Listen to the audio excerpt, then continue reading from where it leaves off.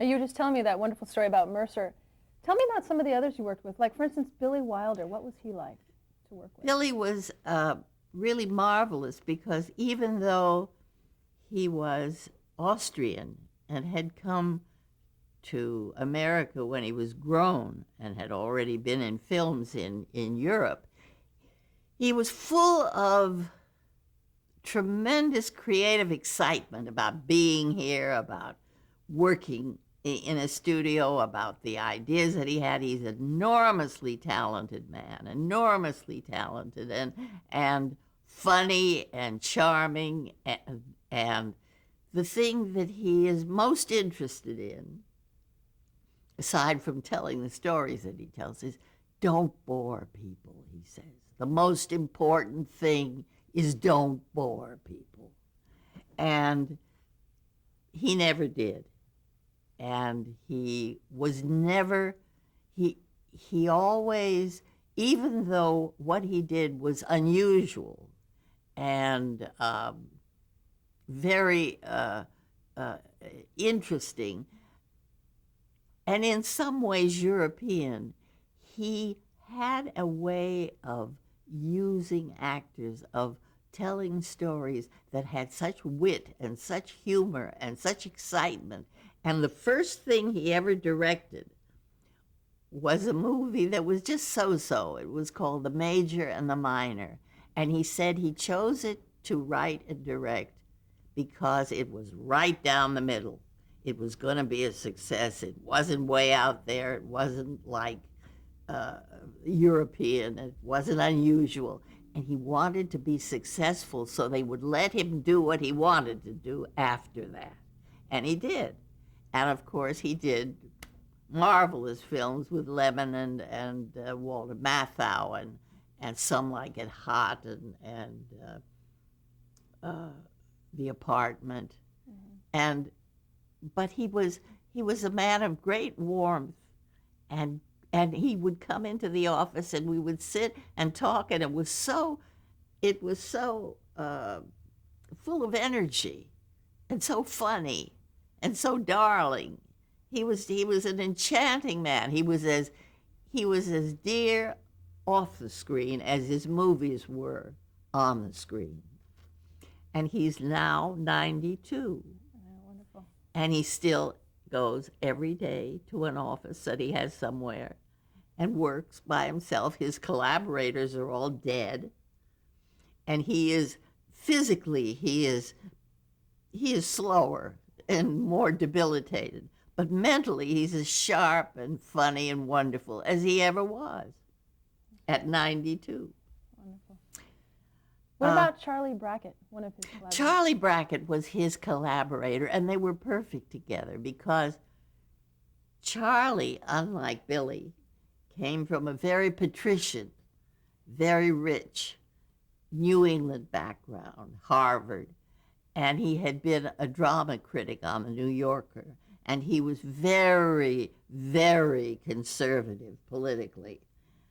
In fact, in 1945, the day that Franklin Roosevelt died, I was across the street from Paramount. There was a beauty shop. I was having my hair done, and it came over the radio that Roosevelt had died, and I was a great admirer of Roosevelt.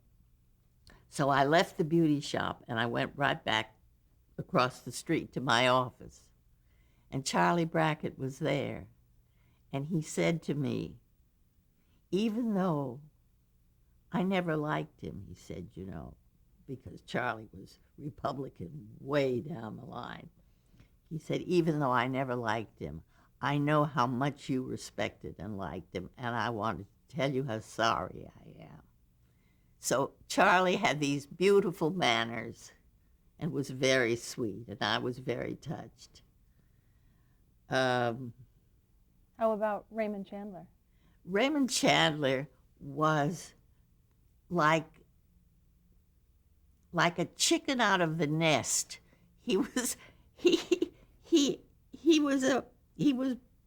American, but he was brought up in England, and he had taken into himself this crime story background of Los Angeles, and he made it very he it was very lucid. He did a very good job of it, but unlike anybody else.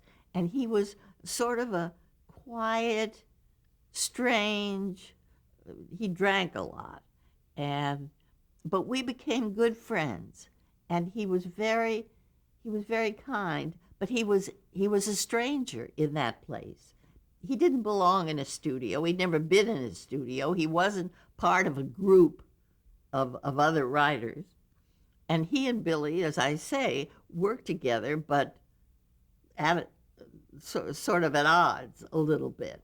But he was very quiet and very taciturn, and he was married to a woman 40 years older than he, and he led a strange life, always. Anyway, I liked him. Did you ever work with I.A.L. Diamond? No, but I knew him very well because he became Billy Wilder's collaborator, and they worked together for 30 years. So I knew his Diamond, and he was a real nice, ordinary, funny guy, and he was very talented, and he and Billy were terrific. And as Billy says, when they would come up with a wonderful idea, the best he would say about it was, "Why not?" And that was what he was like. Who were some of the other favorite writers that you worked with at Paramount? Do you recall many of them? No, I don't remember now. You know, that's a long time ago. Yeah, well. And I'm 82.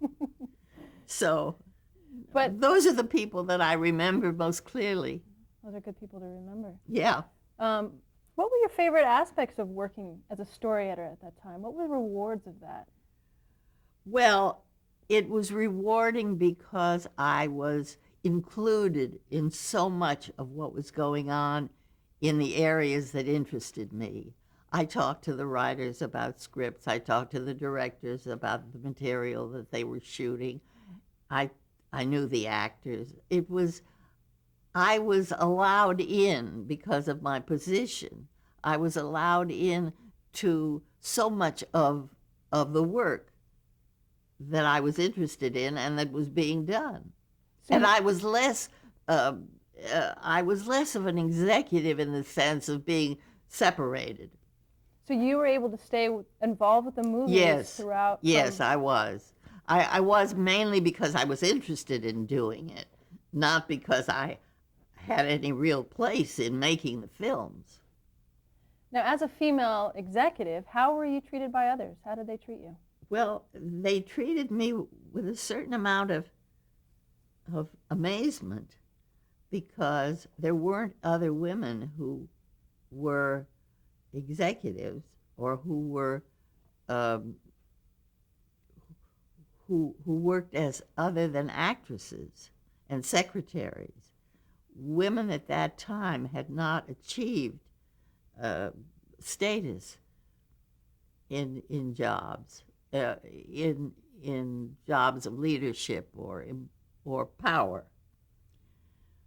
So I was a kind of a freak, and that was okay because they let me do what I could do, and if they thought I was a little bit of a freak, okay.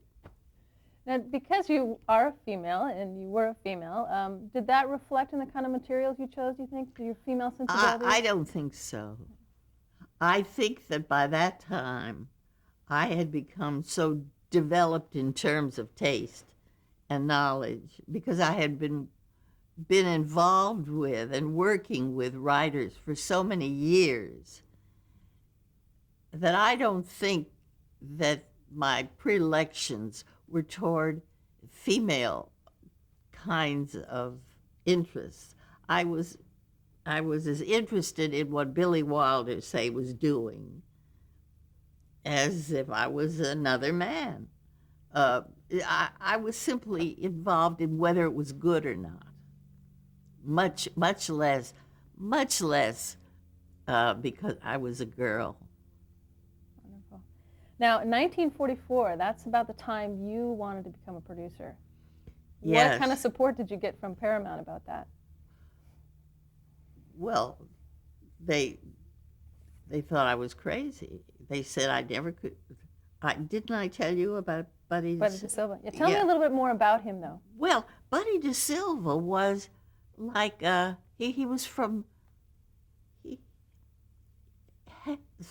something Brown. DeSilva, Brown, and Henderson were songwriters, and Buddy DeSilva was sort of a musical important person in the theater and movies, and how he became the head of a studio, I don't know, because he was very different from anybody involved with money, but and he was very nice. But at that time, the head of the studio wasn't the one who made the decisions about what the movies were going to be. They were the creative people doing that. So Buddy was just sort of a wonderful person to go and see. He was a guy who sort of ran things, but he didn't interfere with things, which was perfect for those days. And when I asked him to be a producer, well, he was understanding, but no way. And I was very, very disappointed, But becoming an agent was terrific, because even though I had never been an agent, I dealt with agents. I knew what they did. And I knew the one most important thing about being an agent. And that was, you were as powerful as the people you represented.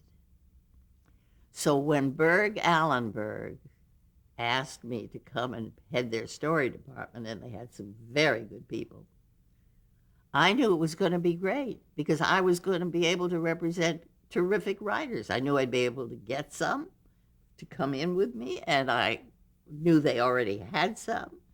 And so I was very interested in the whole process. And because I'd been a story editor, I knew what you said to story editors. I knew what you said to producers to get them interested in the people you represented, plus the fact that if the people you represented were terrific in the first place, you didn't have to do much selling. And I was very lucky. I had wonderful clients, wonderful people. Now, this is about 1944. Yeah. Tell me about Berg Allen Berg. What was the agency, and who were Well, the agency was one of the 2 or 3 most powerful agencies in Hollywood at that time. It was not enormous like MCA became, or the agencies today like CAA. It wasn't that big, but it was very powerful, very powerful. They represented people like Clark Gable, Judy Garland, Frank Capra, William Wellman, a lot of stars, directors, and writers. And they were very well respected because they were so powerful and because they were very good at it. They were very good agents. And I learned quickly from them what I didn't already know, how to be an agent. And I had wonderful clients. For instance, I represented a woman called Laura Hobson. She was a writer in New York, a novelist. She came out to see me, and we had lunch, and she said, "Listen, I have an idea for a novel, and I want to know from you whether you think that it's A, good idea for a novel, and B, whether it's a movie possibility." And the idea was that a very successful journalist decides to pretend that he's Jewish and to see how it will affect him personally and professionally, and how it will be in his life, what it will be like to be Jewish. And I said, that's a wonderful idea. Do it. So she wrote Gentleman's Agreement. And I sold it to Zanuck at Fox, And they made it into a movie with Gregory Peck. And it was a good movie, and it was a good book, and it was a good idea. That kind of thing. Now, were you hired initially as an agent right from the beginning? Yes. For Berg Allen Berg? Yes. Okay. I was hired as head of their story department, in charge of the people they represented. Give us a little bit background of break down a process of what an agent deals with so that people know what exactly an agent who represents writers does. Well, or directors, or an agent who represents, for instance, I represented a writer by the name of Ian Hunter. And Ian wrote a script on spec, by himself, without being paid for it. And it was called Roman Holiday. And he gave it to me to read and to represent. And I thought it was a good script. Now, the agency represented Frank Capra, as I said. So I gave it to Capra to read, and I gave it to Willie Wyler, another director, who was a very famous director, The Best Years of Our Lives. And went on did Ben-Hur after that? And no, first he did Ben-Hur. First before? Ben-Hur was long before that, yes. Anyway, I gave it to Wyler, and then I sent it around in general to people I thought would be interested in it, and people who were very good at what they did, because you don't want, if you represent a good screenplay, you don't want some jerk to get it. So it turned out that Capra wanted to do it, and Wyler wanted to do it. Well, I thought Wyler was better for it than Capra, but I had a problem because Capra was a client of Berg Allen Berg's, and Berg and Allen Berg wanted me to give it to Capra. Sell it to Capra and let him do it. And I said no, I wasn't going to do that because I really believed that Wyler was better suited to and I fought with them, and they were really very angry with me because they were more important in the agency than I was. But I still held out, and I did in the end sell it to Wyler, and he directed it with Audrey Hepburn and Gregory Peck, and it was a very good movie, and I think I was right. But anyway, we'll never know, but he did a good job. Were battles such as that, were those common? Yes, very often they happened. But I also represented, I was very lucky, and this was just interesting to me. It wasn't such a great coup, but I represented most of the immigrant novelists and writers who came fleeing the fascism and the war. For instance, Thomas Mann, Aldous Huxley, Bertolt Brecht. These are very important European, and Christopher Isherwood from England. A wonderful story about Isherwood. Isherwood wrote the book called I Am a Camera, that the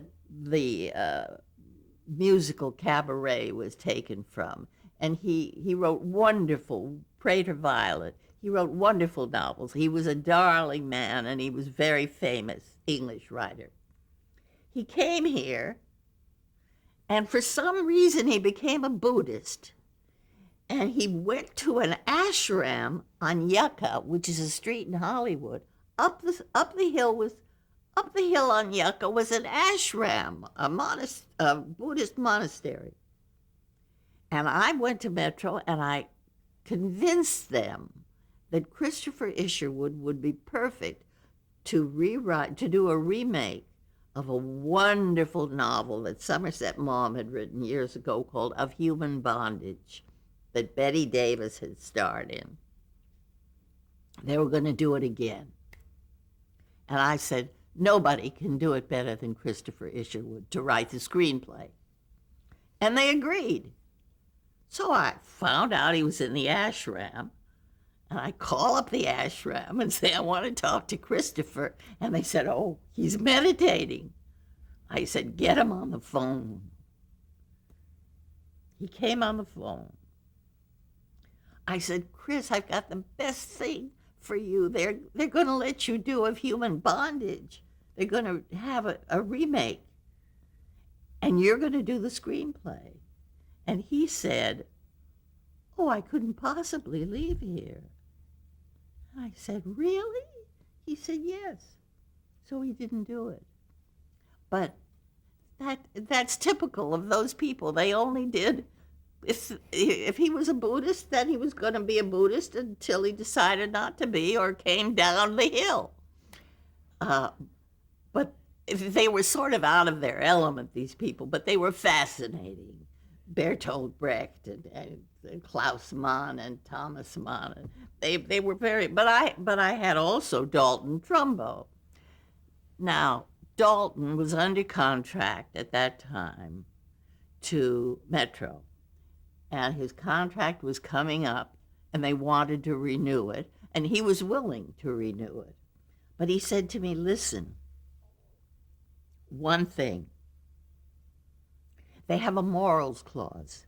Everybody who ever had a contract has a morals clause, which says, if you do anything to embarrass us, we can let you go. He said, that's fine about the morals clause, but I want it to work for me too. I want it to be a morals clause for me. So he said, I want it to say that if they do anything to embarrass me, I can leave. Well, nobody ever heard of that. I said, I can't get you that. He said, well, try. So I went to Metro and I did get it. Now, in the end, it didn't mean anything because neither of them embarrassed the other. But and Dalton got involved in other things anyway with the House American Activities Committee, Un-American Activities Committee. But that's the kind of guy he was. He wanted it his way. He was also very talented, and I liked him. And I represented a man called Richard Llewellyn, who was Welsh and tiny. He wrote How Green Was My Valley and None But the Lonely Heart. He wrote the novels, and he was here because they thought he was terrific. And he was terrific.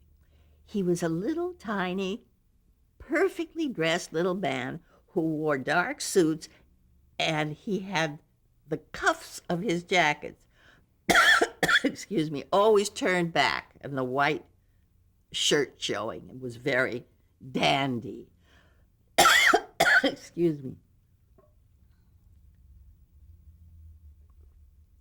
Anyway, he was wonderful, and he was very talented. And the movies that they made from his books, which Cary Grant did None But the Lonely Heart with Ethel Barrymore, and How Green Was My Valley also was a wonderful movie that was made by Fox.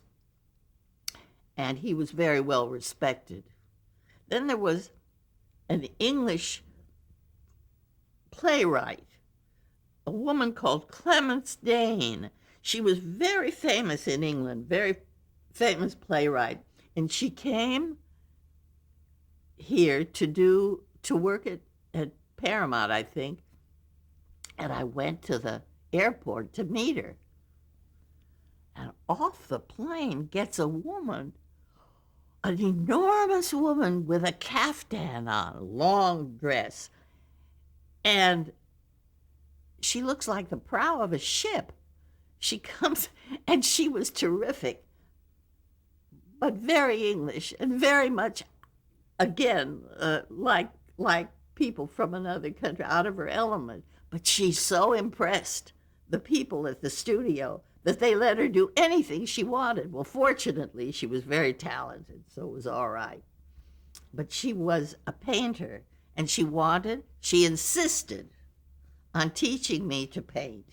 So we went, she bought me an easel and oils and canvases, and she went to my little apartment, and she's teaching me to paint. Well, I have no talent for that, but at any rate, it was very nice. It was very, these people were very pleasant. Oh, and I represented two adorable people, a married couple called the Hacketts.